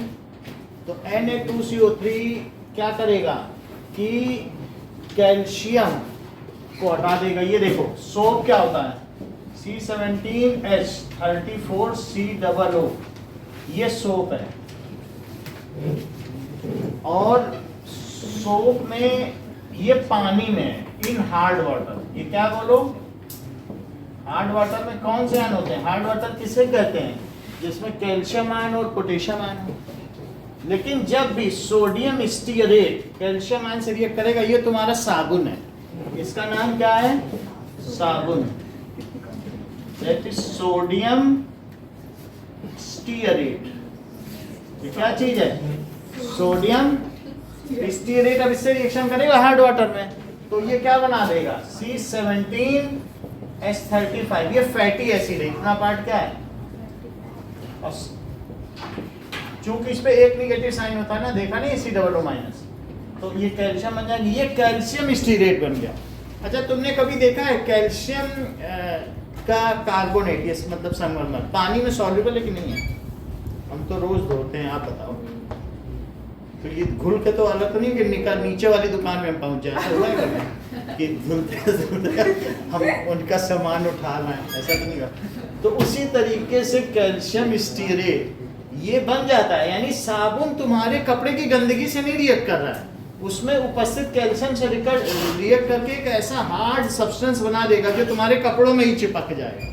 यानी कपड़े की गंदगी हटानी तो दूर, उसमें एक और गमी एंड स्टिकी सब्सटेंस चिपक गया, तो ये स्कम कहलाता है। तो जैसे कि कई बार तुम लोग ऐसे नहीं करती हो, ऐसे बाल खींचती हो सृष्टि के तो काला चीकट निकलता है। तो ये हार्ड वाटर से अगर नहाती हो तो नहाती है, लेकिन कई बार बाल मोटे मोटे हो जाते हैं झाड़ू टाइप, और फिर उसमें अगर ऐसे खींचो, समझ में आया? सॉफ्ट नहीं रहेंगे जो हार्ड वाटर से, तो उसमें ये स्कम चिपक जाएगा। क्या चिपक जाएगा? स्कम। तो स्कम अच्छी चीज नहीं है ना। एक तो ये तुम्हारी ग्रीस को भी नहीं धो रहा है कपड़े की, और ये चीज बना रहा है जो कि इनसॉल्युबल है वाटर में। इसे कहीं ना कहीं तो जगह चाहिए, तो इसे लगता है कपड़े पे ही चिपक जाओ। कहाँ नीचे बैठेगा? कपड़ा सब है चारों तरफ, कपड़ा ही कपड़ा। तो हम चाहते हैं ये न रहे। इसको हटाने के लिए मुझे क्या करना होगा? अब हमने इसमें that is permanent hardness of water के लिए हमने क्या लिया है? क्या NaOH है कि Na2CO3? तो Na2CO3 जैसे ही मैंने डाला तो क्या काम हो गया बताओ? तो मैंने पानी लिया और पानी में क्या डाल दिया? बोलो। Na2CO3। इसमें से पहले से ही क्या उपस्थित था? Ca2+ ion. तो इसने इससे रिएक्ट की और CaCO3 बन गया, वो नीचे बैठ गया। अब पानी को डिकंटेशन कर दिया, इससे कहा तुम संगमरमर निकलो यहाँ से कायदे से, और फिर हमने जो बना वो घरों में सप्लाई कर दिया। उसमें कैल्शियम बचाइए। तो यानी Na2CO3 है और उसमें Ca2+, इसको पहले ही हमने ट्रीट कर दिया। हमने कहा लोग साबुन डालें उससे पहले ही हमें कैल्शियम हटा देना चाहिए। और फिर क्या बन गया बताओ? CaCO3 बन गया। और अब सोल्यूशन में कौन से आयन बचे? क्या सोडियम आयन? और इन सोल्यूशन तो सोडियम के होने से कोई खतरा नहीं, यहाँ भी सोडियम है। क्या कोई चीज अपने से ही कंपीट करेगी? तो साबुन अपना काम करता रहेगा और ये नीचे सेटल डाउन हो जाएगा। और जब ये सेटल हो गया और जो यहाँ के जल बोर्ड ने हमको पानी दिया, तो गहलोत सरकार ने कहा हमें वोट दो, तुम्हारे पानी में झाग आ रहा है। Test tube contains basic solution जो आपने लिखा है ना उधर, तो वो तो लिटमस सॉल्यूशन नहीं, ब्लू लिटमस सॉल्यूशन। तो जो पहला वाला नहीं, सबसे ऊपर जो लिखा है A test tube contains A test tube contains basic solution क्योंकि उसमें blue है, और on adding solution of pH2 it will become acidic and the litmus solution become red. अब B test tube उसमें पहले से ही रेड क्यों था? क्योंकि वो एसिडिक है, और एसिड में और एसिड जोड़ दो तो रेड ही रहा। रॉक सॉल्ट का मतलब है कि जब सीज ड्राइड अप हो गए, तो ऐसा तो नहीं है कि सी में NaCl है, MgSO4 की भी इम्प्योरिटी, MgCl2 की भी इम्प्योरिटीज है, और गंदगी भी होगी, तो वो सब सूख गया एक साथ। हाँ, अधिकता NaCl की थी, 85% पे था। तो रॉक सॉल्ट कैसे बनते हैं? इट इज द मिनरल्स जो जमीन की खुदाई करते हैं, जो तुम देखोगे यूट्यूब में नमक की खुदाई हो रही है, तो वहाँ मशीनें, क्रेन्स लगी हैं, ट्रक को लोड कर रही हैं, तो वो जो खुदाई हुई है वो रॉक सॉल्ट। इवन कई बार जो रॉक सॉल्ट होती है वो कई लोग हीलिंग के लिए बहुत सारी मेडिसिनल यूज भी है, रॉक सॉल्ट ही खाते हैं, तो उसमें दूसरे सॉल्ट भी हमें मिल जाते हैं। और कुछ लोग नमक का, प्योर नमक का इस्तेमाल करते हैं। प्योर नमक नहीं खाना चाहिए, जैसे आप लोग कहते हैं नमक, सफ़ेद नमक और सफ़ेद चीनी जहर के समान, जापानीज लोग नहीं खाते हैं, वो रॉक सॉल्ट खाएंगे, या काला नमक जो पर्वतों से सीधा निकलता है ना, वो नेचुरल नमक होता है। तो इसलिए रॉक सॉल्ट कैसे बना है? ये मिनरल फॉर्म ऑफ NaCl है। जब सागर सूख गए तो उसमें नमक के पहाड़ लग गए, वही है, और इम्प्योरिटीज की वजह से। जमीन के अंदर जब कोयला खोदा जाता है वैसे ही क्रेन से वही है, कोयला समझो बस, वो उसकी जगह नमक खोदा। राजस्थान में है सांबर लेक में, और उसी में नहीं बताया था कि अब तेल भरा जाएगा। टेम्पररी हार्डनेस का मतलब कोई भी चीज जो बॉइलिंग से ही रिमूव हो जाए, तो जिसमें बाइकार्बोनेट्स होते हैं, तो अब आपकी बुक में लिखा है बाइकार्बोनेट है, तो उसकी वजह से क्या होती है? टेम्पररी हार्डनेस होती है। और परमानेंट हार्डनेस किसकी वजह से होती है? From calcium. हार्डनेस खराब है हर तरीके की। हार्डनेस का मतलब है those water which does not give foam, जो या लेदर, इन वाटर में जो लोग अगर न दें झाग तो उसको क्या कहेंगे? हार्ड। बात, इतनी बात समझ में आई? हार्डनेस क्या होती है बताइए? Hardness of water, the water containing, दो चीज उसमें हो सकती है, देख लो, या तो कैल्शियम आयन हो सकता है, या फिर क्या हो सकता है? मैग्नीशियम आयन हो सकता है, और या फिर क्या हो सकता है? HCO3-, दो हो सकते हैं। बाइकार्बोनेट आयन भी हो सकता है। So does not give foam with soap, so it is called hard water. Does not तो गिव फोम, फोम नहीं देता है with soap, so soap can not do it's cleansing action. उसको तुम्हारे कपड़े की ग्रीस निकालनी थी, वो तो इसी से उलझ गया, तो तुम्हारा 2 चम्मच सोप भी खराब हो गया और तुम्हारे कपड़ों में चिपक भी गई वो सोप, तो अच्छी चीज तो नहीं है। तो इसलिए इट इज, इस सेंटेंस को पूरा करो सौम्या।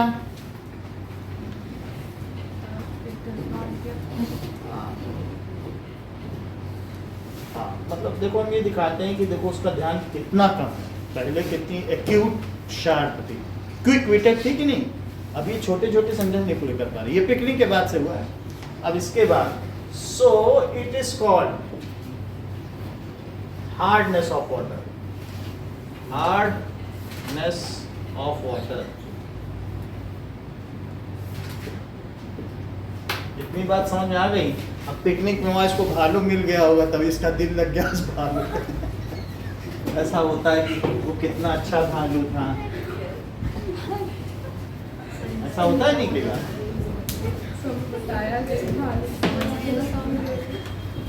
अब जरा देखो,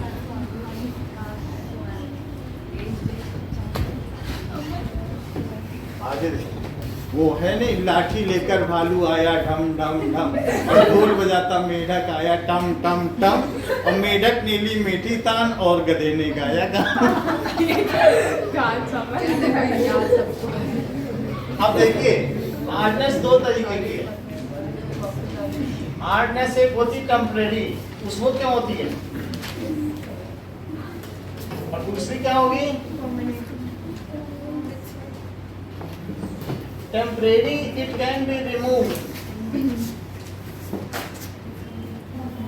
बाई बॉइलिंग, अगर बॉइलिंग से रिमूव कर दी जा सके तो उसे क्या कहेंगे? टेम्परेरी। और permanent it can be remove by treatment of chemicals like washing soda.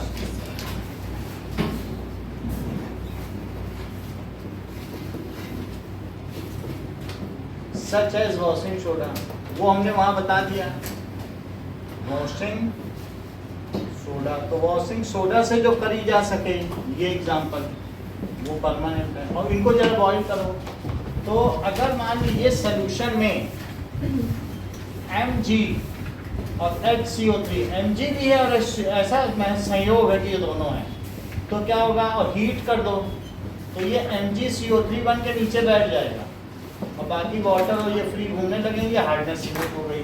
अच्छा बताओ CaHCO3 को हीट किया जाए तो क्या होगा? जो NaHCO3 को तुमने हीट किया था तो Na2CO3 बना था, वही यहाँ हो रहा है, कोई अलग चीज थोड़ी ना हो रही। भाई तुमने अपनी बुक में NaHCO3 का हीट देखा तो बाई कार्बोनेट हीट करने पे तो कार्बोनेट बनाते ही हैं, वैसे ही ये भी कर रहे हैं। तो ये क्या बन जाएगा? और CaCO3 का संगमरमर है और ये चुपचाप नीचे बैठ जाएगा और हमारी होने की प्रक्रिया में ये बाधक नहीं बनेगा। तो बोलो तुम्हें समझ में आ गई बात कि नहीं? So this is temporary hardness. अगर दोनों की ही उपस्थिति हुई तो टेम्परेरी हार्डनेस, अगर सिर्फ इसी की उपस्थिति हुई तो परमानेंट हार्डनेस। जब वो होगा ही नहीं तो रिमूव कैसे करोगे? वैसे वाटर में सोडियम, पोटेशियम और क्लोराइड आयंस की भी उपस्थिति हुआ करती है, तो वो सॉफ्ट वाटर है। सॉफ्ट वाटर में सोडियम, पोटेशियम आयन होंगे और क्लोराइड और सल्फेट आयन। सॉफ्ट वाटर से कोई कुछ नहीं, उनमें इनका होने से कोई नुकसान नहीं। वो मिनरल वाटर है, पानी पी भी सकती है। इतनी बात हो गई। 5 मिनट का ब्रेक चाहिए कि एक हाँ? आगे बढ़ जाए। शाम की तो क्लास करनी पड़ेगी, आप लोग वीक हो थोड़ा, क्योंकि आपके बातचीत रिस्पॉन्स में बहुत कमी मिल रही है। नहीं तो बच्चे बहुत तेजी से बताते हैं। मैथ्स ही पर पूरा फोकस करके साइंस पढ़ी। देखो मेटल एंड नॉन मेटल भी हम पढ़ेंगे, मेटल एंड नॉन मेटल भी पढ़ेंगे, फिर उसके बाद जो बायो शाम की क्लास में रहने दो, बायो बी क्यों नहीं करवाते? मेटल नॉन क्लास तो मेटल करनी करने के सर करो है ना, नहीं तो आप लोग हाँ सर, साइंस का तो पेपर है, कल तो पढ़ ही तो गया। आगे बढ़े फिर। नहीं हो पाया तो ये पेपर से करूँगी मेरा सोचा उसको नोट कर लो जो करना है। हो गया।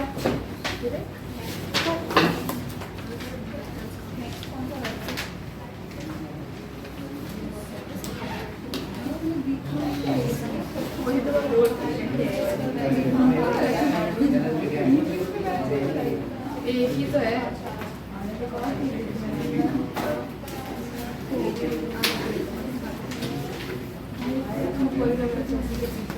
Okay, metals and non metals.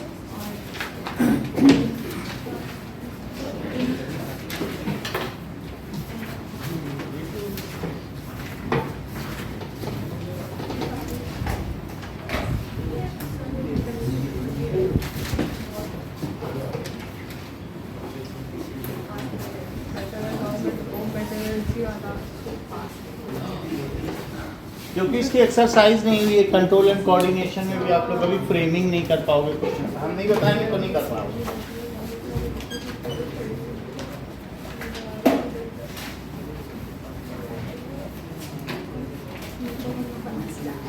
निकालिए।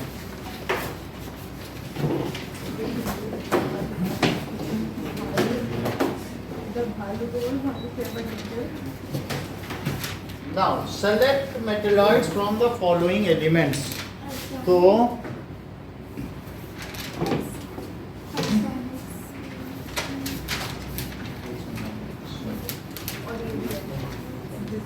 आर्सेनिक इज द मेटलॉइड, हमें बताया था बसी, जियास और सब इको। तो आर्सेनिक ये क्या हो गया? मेटलॉइड है। Why ionic compounds do not conduct electricity in solid state, although they are made up of ions? So, शाम को आपकी 5:30 क्लास।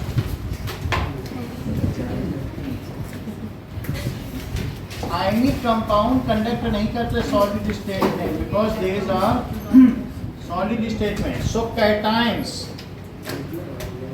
एंड एनाइंस आर, ये कहाँ पे होंगे? दीज आर फिक्स्ड, वो मूव नहीं कर सकते हैं. They are fixed at their lattice point. जैसे NaCl का हमने आपको दिखाया था कि नहीं? These are fixed at their lattice points and can not move. बात नहीं करो. कैन नॉट मूव, ये मूव नहीं कर सकते. So do not conduct electricity in solid state. So do not conduct electricity in solid state. As cations and anions are strongly bonded by electrostatic force of attraction and locked at their lattice points, so they do not act as a charge carrier even on applying of potential difference, and hence does not conduct electricity. लिख दोगे ना? लेटलाइस points फिर से बता. क्या? ये कौन सा पॉइंट? मतलब लैटिस पॉइंट. जैसे NaCl है तो ये अपने अपने लैटिस पॉइंट्स पर लॉक है. अब इसमें तुम कुछ भी लगा लो. ये रहा सोडियम आयन क्लोराइड है, Na+, तो अभी कहाँ कनेक्ट करेंगे? प्लस माइनस लगाओ, जो अपने अपनी जगहों पे हैं, अपने लैटिस पॉइंट्स पर. तो फ्री नहीं है ना? फ्री नहीं है. These are not free to move. तो चार्ज कैरियर ही जब फ्री नहीं है मूव करने के लिए, तो वो क्या इलेक्ट्रिसिटी कंडक्ट करें?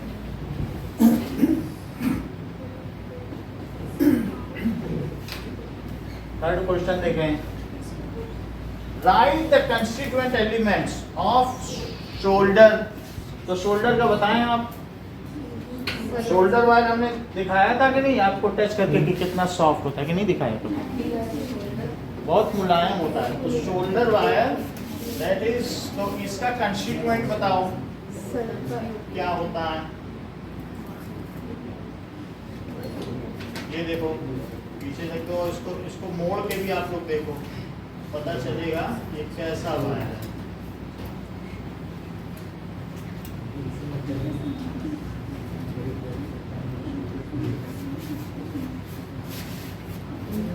इसको मोड़ के देखो, वायर पीछे दो, ये मोड़ के देखा जाए.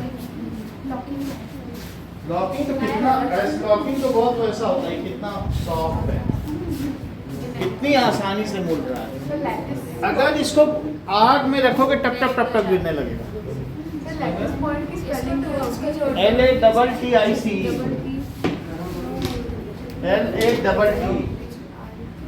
सही है. तो क्या लिखा? शोल्डर वायर का क्या होता है? Lead and tin. ये एलॉय है. इससे क्या होता है? वायर के ज्वाइंट जोड़े जाते हैं. जब कभी होता नहीं है कोई, तुम कुछ अपना प्रोजेक्ट बना रहे हो तो शोल्डरिंग कर दी जाती कि नहीं? वायर ऐसे हाथ से मोड़ने से तो ढीले हो जाएंगे, लेकिन शोल्डरिंग कर दी, एक ड्रॉप गिरा दिया. So alloy of lead and tin. तो इसको आग में डालेंगे तो उसके बाद क्या होगा? दैट इज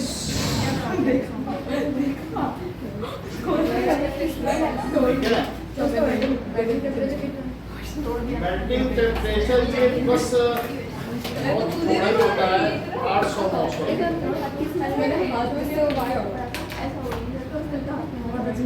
इसमें देखो गिराया गया है बहुत सारा शोल्डिंग, पिघला ये शोल्डर है. तो टप टप टप टप गिरा दो. ये एक शोल्डिंग आयरन में तो आता है. शोल्डर चिप्स में देख रहे हो, ये सब वही है. मैंने नहीं तोड़ा, सब जगह सेमीकंडक्टर चिप है कि नहीं? मतलब जो भी हो ये सब है. अरे कुछ स्मेल क्यों दे रहा?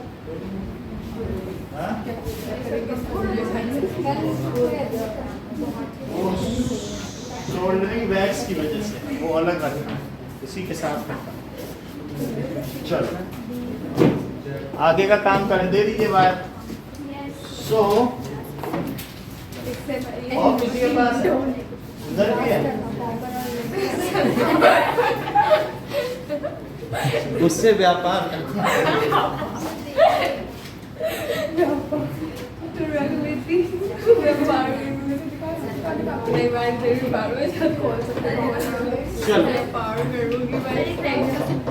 ओके। नेक्स्ट इज ब्रास का क्या होता है बताओ? एक कॉपर है और कॉपर एंड हाँ सही है। कॉपर और एक वो बता दिया पीछे। इनका हेड था। सर टिन का सिंबल क्या होता है? टिन एसन स्टेनस। इसमें को पीते हैं हम लोग, लिम्का पीते हैं, कैंड। चलो अगला देखिए।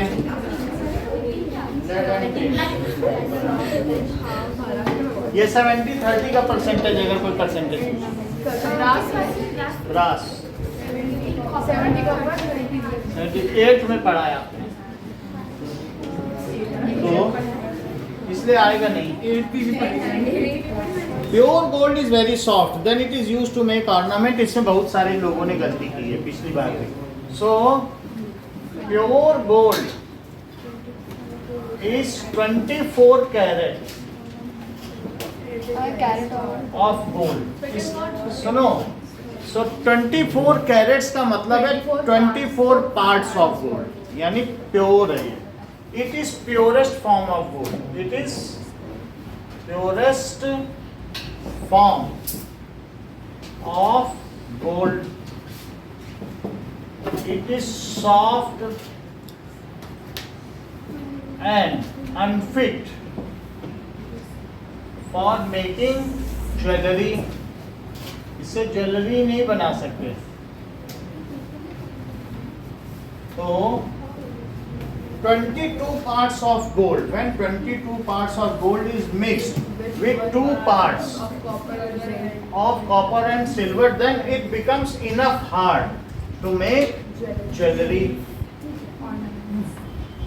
When 22 parts of gold is alloyed लिख देना, alloyed with 2 parts of copper और silver, कोई एक चीज डालनी है, then it becomes enough hard. Gold में भी कई कलर आते हैं, अगर तुम सिल्वर डाल दोगे तो सिल्वर कलर भी दिखता है, गोल्ड है तो हल्का रेड दिखे, तो उससे क्या है, सोने का एक अलग वो लुक आता है। Become enough hard to make jewellery.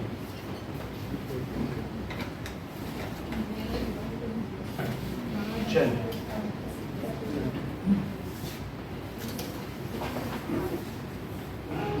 fifth,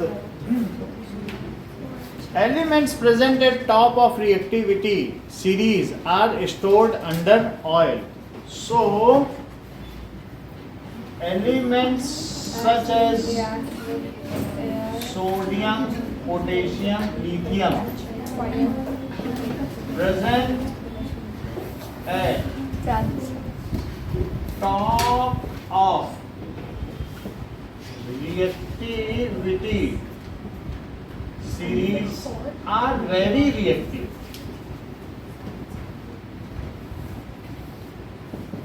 Even they react with traces of oxygen and water.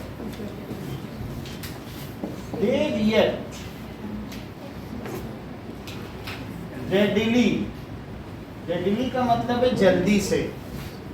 Even with traces of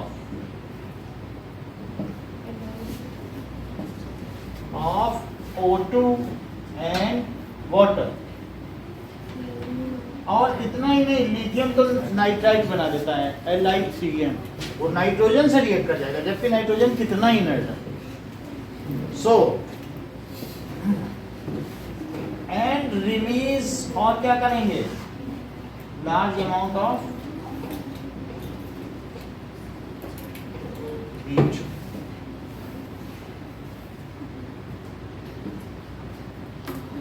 So to prevent this, they are kept immersed in kerosene oil या paraffin oil to isolate them from atmospheric condition and moisture.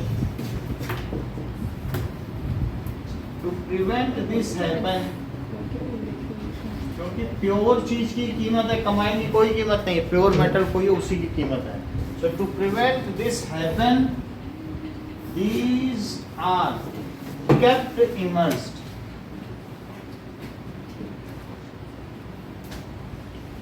in, इसमें डुबा के रखे जाएंगे, in kerosene oil या paraffin oil. Paraffin oil भी एक hydrocarbon ही है. सर एक बार ये मतलब एटमॉस्फेयर के साथ आ गए तो फिर आगे अगर मॉइस्चर से आ जाएगा तो और लग जाएगा, क्योंकि उसमें H2 निकलती है ना. H2 खुद ही एक फ्यूल है. O2 में तो Na2O बना देगा, खुद गर्म हो जाएगा. लेकिन हाइड्रोजन निकाल दे, तुमको मालूम है पानी के साथ ये H2 निकालता है और हीट भी निकलती है, और उसी हीट से हाइड्रोजन में आग लगती है. इसीलिए तो सोडियम में आग लग जाती है. अब देखो,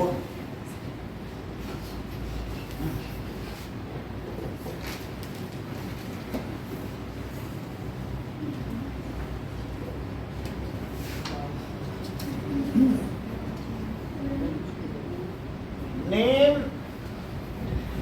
two non-metals which are commonly used in industry. How is each one of them important for us? Piyush, हाँ बोलो. नाइट्रोजन लिख सकते हैं सर, हाँ. पैकिंग करते हैं. पैकिंग और क्लोरीन है, क्लोरीन से भी नॉन मेटल है तो वल्कनाइ, और सल्फर से वल्कनाइजेशन, जो चमड़ा कमाया जाता है कि नहीं सल्फर से, तो मतलब उसे हार्ड किया जाता है. तो चमड़े का अगर वल्कनाइजेशन कर दो, सल्फर डाल दो तो हार्ड हो जाएगा, फिर जूते चप्पल बन सकते हैं. और नहीं तो ऐसे चमड़ा पहनो, सोचो कि ये ऊँट का चमड़ा है तो पैर में ऐसे लिसा नहीं लगेगा. उसी से क्या, तो अभी अभी ऊँट मरा, इसके स्किन से हम बना लें तो वो लिजा नहीं लगेगा. थोड़ा सा सर, थोड़ा सा चलो. और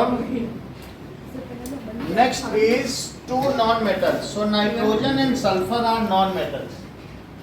nitrogen and sulphur are non metals of industrial importance. Of industrial importance. ठीक है. नाइट्रोजन, फ्रॉम नाइट्रोजन हम अमोनिया, नाइट्रिक एसिड और फर्टिलाइजर्स बनाते हैं. फ्रॉम नाइट्रोजन से हम बहुत सारे फर्टिलाइजर बनाएंगे, और रूस इसका सबसे बड़ा उत्पादक है और एक बहुत अमीर देश है. वी मेक NH3, इनकी रिएक्शंस आगे बताई जाएगी. हेबर प्रोसेस है, N2 और H2 मिला दो तो वो NH3 बन जाता है. और इसके अलावा HNO3, नाइट्रिक एसिड, ये भी बहुत इंपॉर्टेंट केमिकल है, प्राइम इंपॉर्टेंस का. And fertiliser.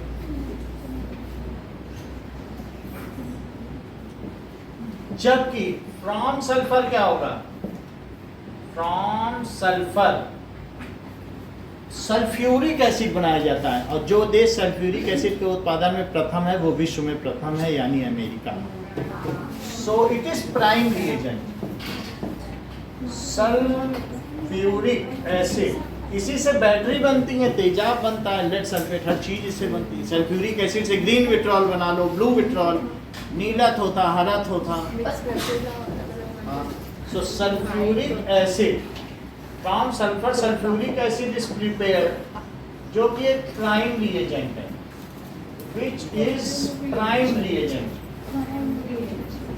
एक मतलब बेसिक अभिकर्मक है जो कि बहुत सारी रिएक्शंस की कराने में काम आता है. Reagent for synthesis of other reagents, other chemicals, दूसरे रसायनों के उत्पादन में इसका इस्तेमाल किया जा सकता है. सर वो लेदर वाला भी कुछ. हाँ, sulphur is also use for vulcanization of leather. Sulphur is also use, और इसी तरह से नाइट्रोजन को भी लिख सकते हो। और वन, ऐसे तो हर का ही कुछ ना कुछ काम है, वल्कनाइजेशन ऑफ लेदर, और साथ में नाइट्रोजन का क्या काम है?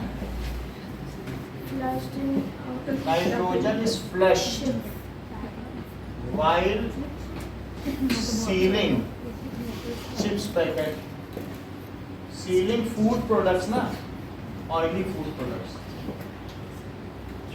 वैसे तो जो ड्राई फ्रूट्स है उनमें भी तेल होता है,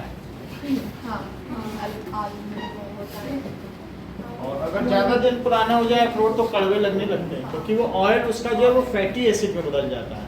तो फैट मतलब जो भी फैट है उसका फैटी एसिड में बदलना, यही तो रेंसिडिटी है, conversion of fat into fatty acid. इस कॉल्ड, वो विनेगर टाइप टेस्ट आएगा, कड़वा कड़वा। चलो, विनेगर फैटी एसिड नहीं है। विनेगर तो CH3COOH है, वही फैटी एसिड है। COOH हो गया तो फैटी एसिड। अब जरा देखिए,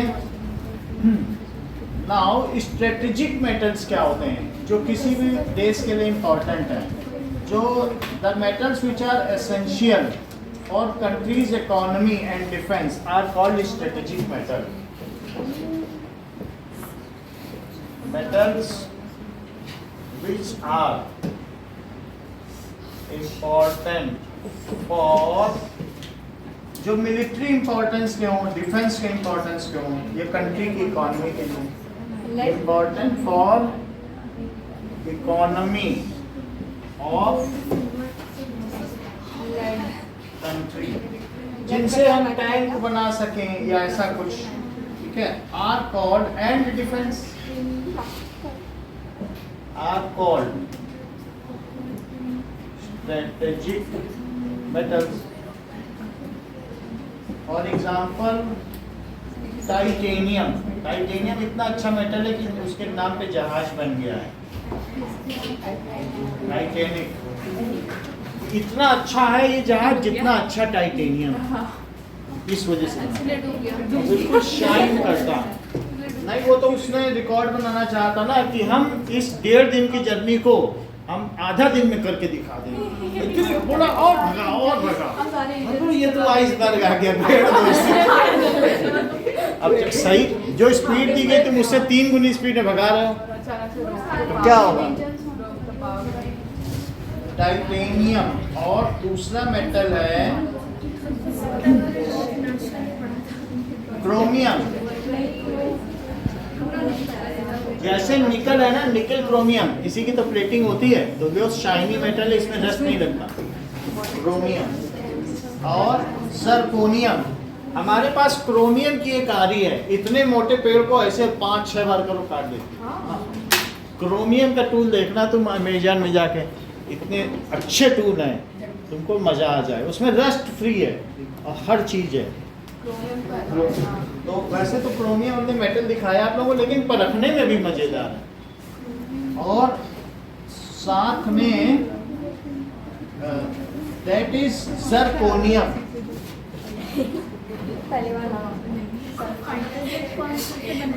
देखो जरकोनियम नियोबियम के पास होगा, वाइजर नबी mod proof SP second.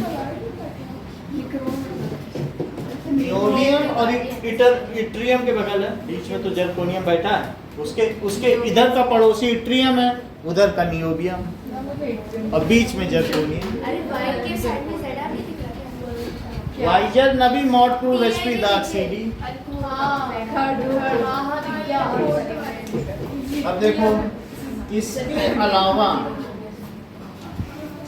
Now manganese, सारे मेटल हैं, उन सब में ट्रेसेस में दूसरी चीज मिला के लॉइंग की जाती है, तो उसमें जैसे बेरिलियम मिला दो अगर एल्यूमिनियम में तो bullet proof jacket, bullet armour plate, कोई भी चीज़ है उसमें बुलेट ही दागते जाओ तो कुछ नहीं होगा।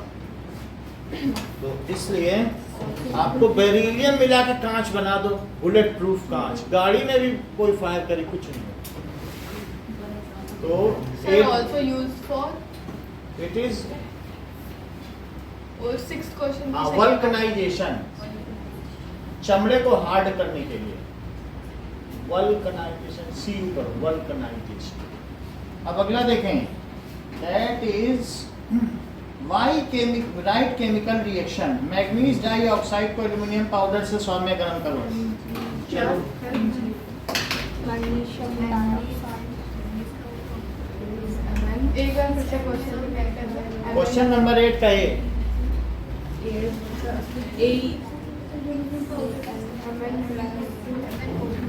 बोलो अंशिका। मैग्नीशियम और Al ऐसे हाँ, ये बनेगा, यही बोल रहे ना। अच्छा, क्या क्या मिलाया? सही है, MnO2 प्लस क्या क्या बनेगा अंशिका, बोलो क्या बोलिए? Al2O3 plus Ml।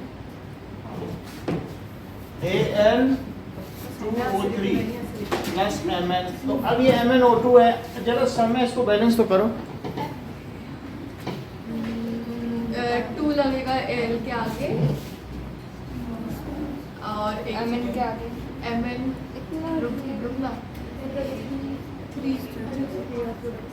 3 उधर और बोलो बोलो बेटा, बैलेंस करो उसको। 3 कर दें, और 3/2 करेंगे तो यहाँ कर दिया तो ये 6 हो गया, यहाँ 2 कर दें, यहाँ 4 कर दें, यहाँ तुमको तो हर चीज आनी चाहिए। Now, स्टीम इज पास्ड, ये अभिषेक बता देंगे। Steam is passed over hot iron, science book के पहले चैप्टर का पहला पेज। ये तुम्हें हर बार आता है, तुम ही बताते हो पूरे क्लास में। हाँ हाँ ना, दूसरा तीसरा निकाल दो। हाँ बोलो, हाँ बोलो सच। हाँ सही है, कई बार हम लोग करा चुके हैं, पूछ चुके हैं। सो Fe प्लस O2 मिला कि नहीं मिला अभी तक? F3O4 प्लस चलो, तो ये 3 हो गया, ये 4 है तो 4 कर दिया। बोलो सही है, ये स्टीम है। अगर स्टीम को आयरन पे पास कर दो तो मैग्नेटाइट बन जाएगा।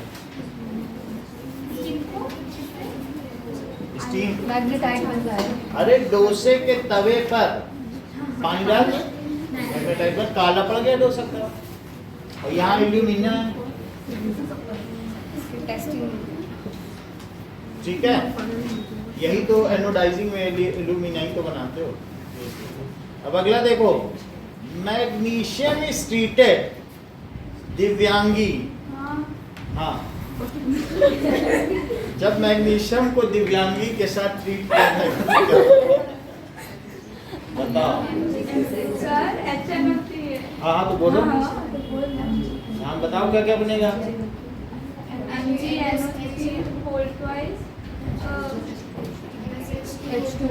सही बता रहे हो, दैट इज Mg और प्लस HNO3 मिला दिया तो बोलो क्या बना? MgNO3 होल ट्वाइस और हाइड्रोजन गैस। और हाइड्रोजन गैस में। चलो अब बताइए, metals are regarded as electropositive elements. तो मेटल को विद्युत धनात्मक तत्व क्यों कहा गया है? धातुओं को। So why metals are regarded as? So metal donate electrons during chemical bonding. During जब chemical bond बनाते हैं तो क्या करते हैं? During chemical bonding, जैसे NaCl एक chemical bond है, तो chemical bonding में किसने इलेक्ट्रॉन डोनेट किया? मैंने। तो during chemical bonding to form, ये क्या बनाएंगे बताओ? Cation and complete their octet पूरा कर लेंगे। डुप्लेट भी होता है जैसे लिथियम के केस में, duplet or octet. So these are regarded as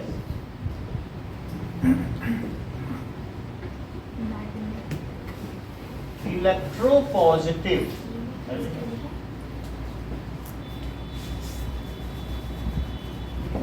क्योंकि ये जैसे Na+, Mg2+, सभी मेटल में प्लस लगता है, तो इसलिए इलेक्ट्रोपॉजिटिव है। अगला देखिए, when a piece of copper metal is added to solution of zinc sulfate, no change take place. तो जिंक सल्फेट में डाल दिया तो कह रहा है कि कुछ भी नहीं होगा, जबकि but the blue colour of copper sulphate fades away when zinc is present. जबकि उल्टा कराओ कि अगर मैं कॉपर सल्फेट में जिंक डाल दूं, ठीक है, पीयूष बोलो ये क्यों हो रहा है? ओके, और कलर क्या चेंज हो जाएगा? That is blue solution. और एक्वियस और लिख लेना, यहाँ भी एक्वियस लिख दो, तो इसमें कुछ नहीं हुआ। और जबकि इसमें क्या हो गया, अपनी तरफ से कोई कमी ना छोड़ोगे, टीचर नंबर काट ले। तो दिस इज ब्लू सोल्यूशन और ये कलरलेस। जैसा कि हम सबको पीयूष ने बताया कि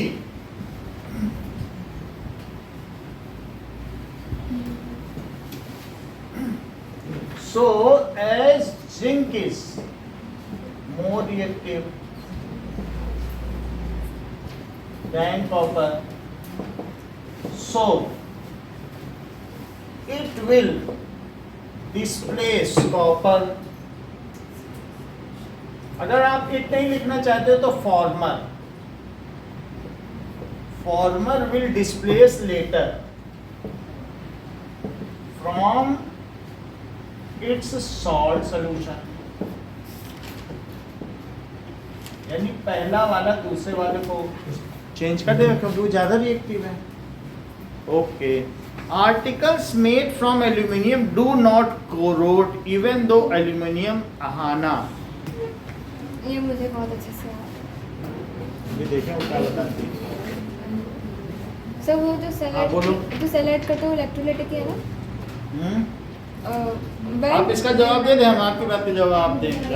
हमारी बात का aluminium is dipped in solution in नहीं पता, हमें डिप नहीं करना है। हमारा एल्यूमिनियम का आर्टिकल है और वो कोरोड नहीं, हमने डिप ही नहीं किया। अच्छा ठीक है, वो जो एल्यूमिनियम आर्टिकल है उसके ऊपर एल्यूमिनियम ऑक्साइड की प्रोटेक्टिव लेयर होती है। हाँ, तो उस कारण वो कोरोड इतना ही बताना है। सो एल्यूमिनियम यही है, व्हेन एल्यूमिनियम, ठीक है, forms a protective layer of aluminium oxide, ठीक है, तो क्या लिखते हैं? वो सब नहीं बताना है। नहीं, एनोडाइजिंग थोड़ी बताना है। Aluminium articles form a layer of Al2O3 which is quite inert and protective in nature, which is quite inert and protective in nature and prevent further oxidation of aluminium and prevent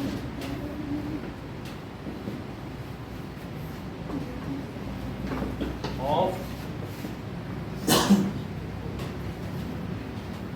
तो इसलिए ये इसको बचा लेता है। अब जरा देखो कि शाम को इस पे 10 to 15 कराएंगे, ज़्यादा देर नहीं लगेगा, 10 मिनट का और बचा है। तो ये कराएंगे मेटल एंड नॉन मेटल, फिर कंट्रोल एंड कोऑर्डिनेशन कराएंगे, क्योंकि जो चैप्टर के मैंने नहीं कराए उसी में गड़बड़ हो रही है। मेटल एंड नॉन मेटल कराएंगे और फिर क्या कराएंगे, कंट्रोल एंड कोऑर्डिनेशन, और फिर इसके बाद ह्यूमन आएगी क्वेश्चन कराएंगे। अब जो मैं नहीं करा रहा हूँ उसको खुद करो, इससे मैंने ये लिख दिया तो पता चल जाएगा तुम्हें क्या क्या करने हैं। तो कुछ लाइफ प्रोसेस भी बच रहा है और रिप्रोडक्शन की भी खुद ही कर लेना। जो पूछना हो क्वेश्चन पूछ लेना। येलो स्पॉट एक ब्लाइंड स्पॉट होता है, येलो स्पॉट जहाँ पर रेटिना का वो portion which contains most number of rods and cones, it is the most active part, वहाँ पर सबसे ज्यादा तो संदेश दिया जाता है। जिसके जो इमेज है येलो स्पॉट पे पड़ती है उसकी आई सबसे परफेक्ट होती है। नहीं, वहीं पे बनती ही है, जो आपका जो भी पोर्शन है वहीं पर सबसे ज्यादा वहीं है, ठीक पीछे पे येलो स्पॉट है। और स्लेरा तो जानते ही हो, स्लेरा क्या होता है।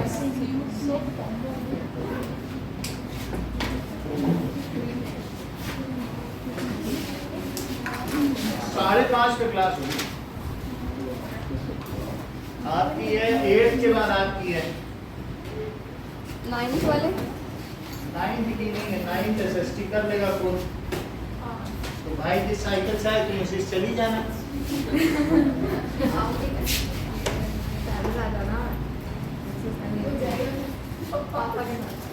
उसको बोल देना पैदल पैदल जाए। पापा के साथ आना और वैसे है भी अभी भी यही हुआ है आगे पापा के साथ ही।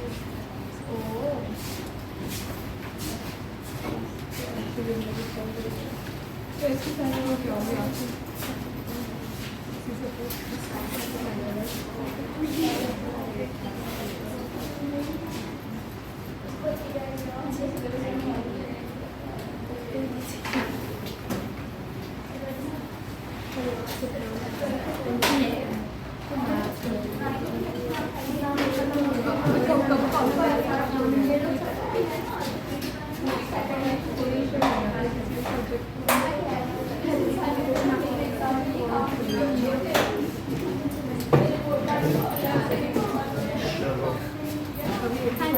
Welcome.